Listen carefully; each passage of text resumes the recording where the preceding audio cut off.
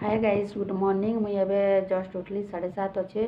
आ मोर देह टिके भल नहीं न बोली मुझे लेट रे उठली, नहीं तो मुझे 4:30 रेखा उठसी। आज बहुत वर्षा होची आमर भवानीपाटना कलाहांडी रे, तो आमे उठी नहीं पारबा। आसो देखमा मोर बापा केनता पूजा करूछ। तुलसी गछे पानी ढालुछ।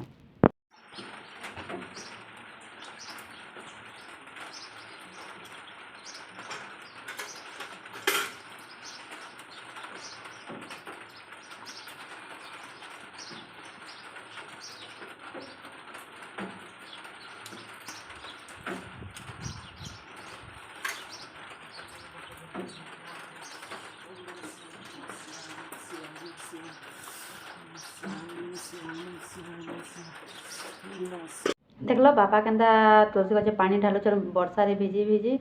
आउ मुई इटा नुआ नुआ करी मुई ब्लॉग बनाऊँ और मुई एतकी यूट्यूब विषय किसी नहीं जानी।